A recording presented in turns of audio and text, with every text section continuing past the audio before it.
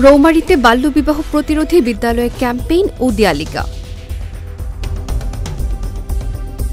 শিক্ষা প্রতিষ্ঠানে ক্যাম্পেইনের মাধ্যমে মেয়ে শিশুরা স্কুলে যাবে, সুন্দর আগামীর স্বপ্ন গড়বে।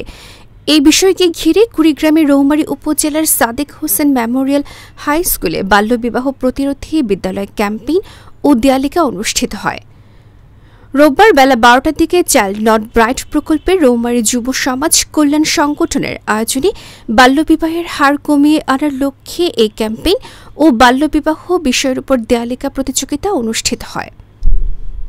Norwegian broadcasting centre NRK telethon এবং প্ল্যান ইন্টারন্যাশনাল বাংলাদেশ এর আর্থিক ও কারিগরি সহযোগিতায় চাইল্ড নট ব্রাইট CNB প্রকল্প RDRS বাংলাদেশ বাস্তবায়ন করেছে।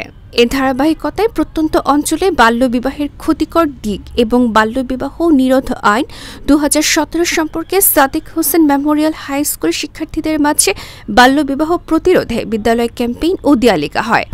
পরে দিয়ালিকায় প্রতিযোগিতায় অংশগ্রহণকারী শিক্ষার্থীদের মাঝে পুরস্কার বিতরণ করা হয়। কুড়িগ্রামের রৌমারী থেকে মাসুদ পারভেজ, গণমানুষের আওয়াজ।